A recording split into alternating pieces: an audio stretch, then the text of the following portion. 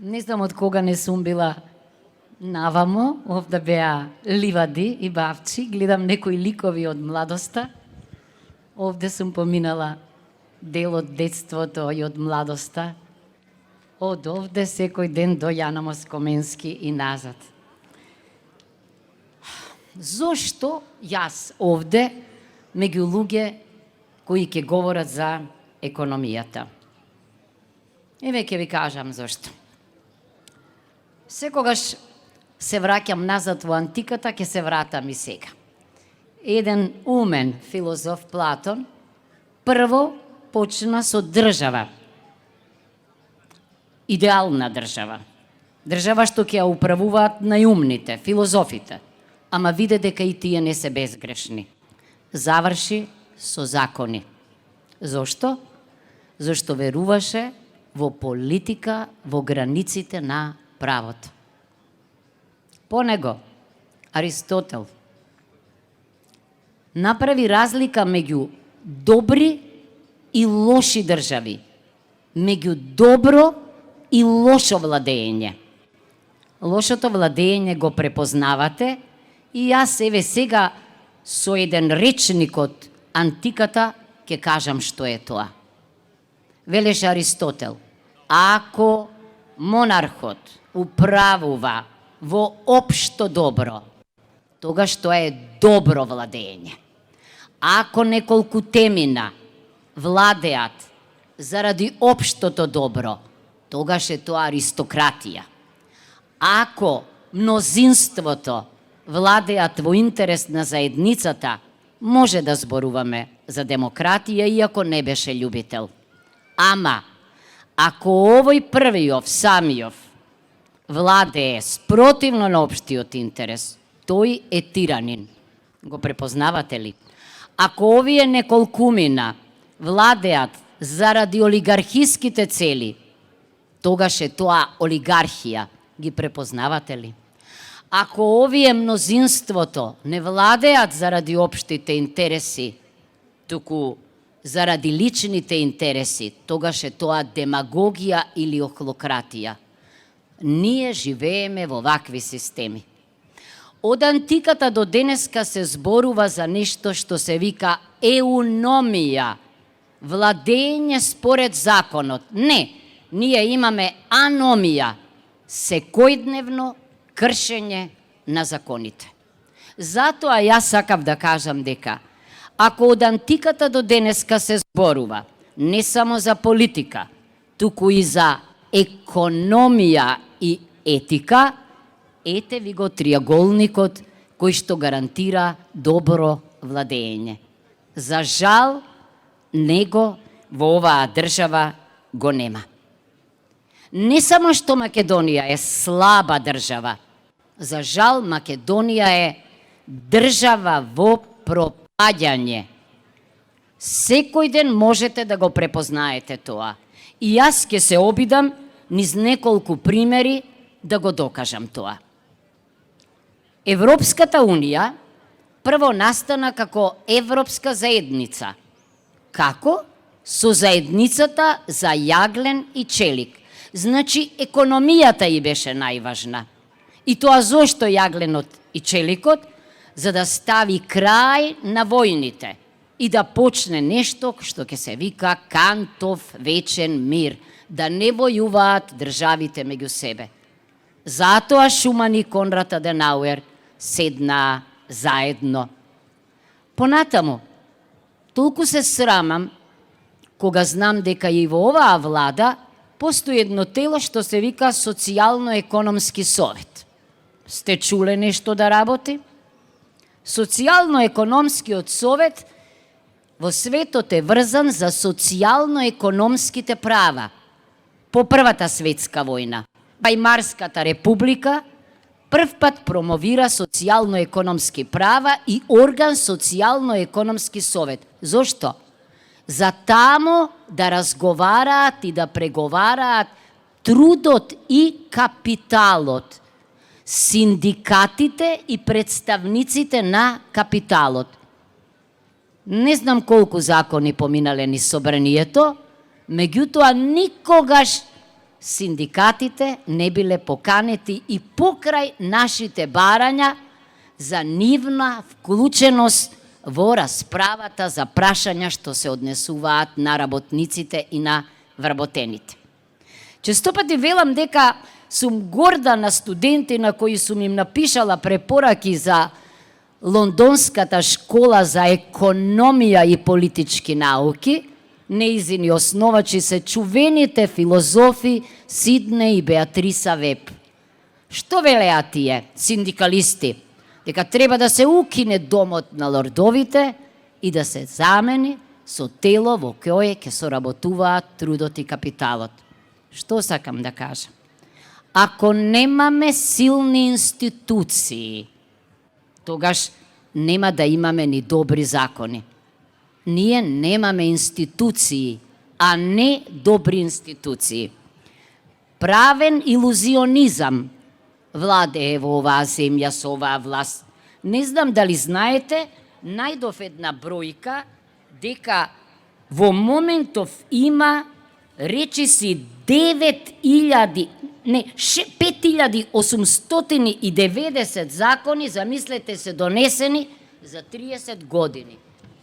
Луѓето мислат дека произведувајќи регулатива, прописи, норми, дека ќе ги решат проблемите. Напротив, Британија нема пишан устав, ама има најсилен конституционализам. Нашите закони не решаваат општи прашања, општи проблеми, туку лични и колективни. Затоа тие се хартија.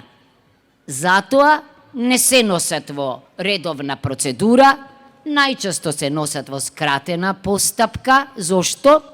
За да се избегне дебатата, за да се избегне инклузивниот модел и се разбира, го распарталија европското знаме, но ништо од тоа. Не знам колкав процент на закони, спротивно на директивите и регулативите, се донесени во скратена постапка. Да бидам искрена, понекогаш ме чуди молкот на европските институции во Македонија. Може би мислат дека молчењето е злато, но не е така. Конкретни примери ќе ви дадам дека не зборам напамет. Чувте, дури не можам ни името да му го прочитам, да му го запомнам, дека туку-што беше изгласан така речениот, замислете, закон за утврдување на јавен интерес и номинирање на стратешки партнер за имплементација на проектот за изградба на инфраструктурниот коридор делница Тетово-Гостивар Букојчани и проектот за автопатот Требеништа Струга Ќафасан и коридорот 10. Постапката скратена. Ви личи ли ова на закон? Не. Ова е како некој меморандум, некој квази договор. Како може сега да утврдите стратешки интерес со приватна компанија, односно корпорација? Ние ги учиме, односно да ги лажеме студентите дека законите важат ерга омнес за сите. Не се решава со законот конкретен однос меѓу приватна фирма и влада. Згора, замислете, договорот го подпишува, и тоа не знам што значи, првиот заменик премиер за политички систем. Се знае, Артан Груби. Што врска има пат со политички систем, не знам. Кај бил министерот за сообраќај и врски, не знам. Ама уште повеќе не знам. Кај бил министерот за борба со корупција, пазете, одржлив развој, човечки ресурси и ја викам и космички прашања. Такво министерство никаде нема. Нели се состануваа со председателката на антикорупцијска комисија еднаш неделно? Таа рече дека жали што е осамена во тврдењето дека во овој закон има вграден елемент на корупција. Во овој закон има вграден елемент на судир на интереси. Во овој закон има вграден елемент на монополска положба. Што правиме со уставните одредби и со ЕУ регулативата за бизнес правото, каде што се вели дека се гарантира слободата на пазарот и предприемништвото. Државата мора да ја стимулира конкуренцијата на еднаквите субјекти. Јас не велам дека оваа компанија е лоша, меѓутоа на тендер, во надпревар со другите, таа треба да докаже дека нуди најквалитетна работа по најниски цени. Ништо од тоа. Како тогаш јас да верувам во владење на правото? Но што е најстрашно, срамот на собранието. Пазете, овој закон не си го предложи владата, туку го предложија пратеници. Не ми е јасно како пратениците кои не знаат каков договор е склучен, може да предложат закон и да си го изгласаат. И најсрамното, медиумите, како повторуваат дека ниту еден пратеник не бил против и не бил воздржен. Ама не кажуваат дека ниту еден пратеник од ВМРО ДПМНЕ не гласаше за овој закон. Тие едноставно го игнорираа овој закон после една сериозна, аргументирана критика со отворени дилеми на кои што бараа одговор и не сакаа да бидат соучесници. Дури и нашиот председател, замислете, си го потпиша законот така со еден потек на перото и потоа исто се повика дека никој не бил против и се повика на Уставниот суд. Да заклучам, ако падне овој закон на Уставен суд, председателот треба да си добие импичмент за кршење на Уставот, министерот за борба со корупција треба да си поднесе оставка, а богами и другите двајца министри. Тоа ќе биде доказ дека има спремност за владење на правото.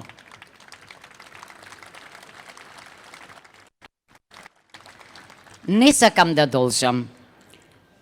Многу малку треба за владење на правото и ние тоа го напишавме во програмата. Само фрлете поглед, разлистајте, ама споредете ја програмата со оној памфлетот на СДСМ, кој што е наречен програма, па да видите дека имате споредба меѓу една научна студија во чија изработка учествуваа не само партиски луѓе и не пред се партиските луѓе, туку експерти во својата област. Тамо ќе наидете на нужна потреба од поделба на власта, тамо ќе наидете на нужна потреба од внатрепартиска демократија, се докажа таа после изборите, после пратениците, после кандидатите за локални избори, а тие си одат со истите потрошени ликови и велат дека се, замислете, реформирана демократска партија. Ние тамо велиме дека сме за департизација и деполитизација на администрацијата, ние велиме дека сме за слободни и одговорни медиуми, ние велиме дека сме тамо за тешка борба со корупцијата и криминалот, а тие ни се изворот за сознанијата дека навистина оваа криминализирана држава мора да се реформира. Завршувам. Мене ми личи оваа власт на една топка снег што се тркала, на неја има многу кал и не може да се запре. Таа ќе се распрсне. Затоа мислам дека е потребен сизифовски напор, некој да рече дека оваа држава мора да се реформира и дека грешките од минатото не смеат да се повторат. Доаѓаат локалните избори. Умните луѓе велат: делувај, мисли глобално, делувај локално. мислам дека лакмусот ќе бидат кандидатите за градоначалници и советници и дека падот на локалните избори ќе биде предзнак на падот на оваа корумпирана власт која нема ништо заедничко со Европа. Ве молам добро да размислите за кого ќе гласате. Дали ќе гласате за идиократија, за дебилизација или за либерализација? Не само на пазарот, туку воопшто на политичкиот систем. Ви благодарам.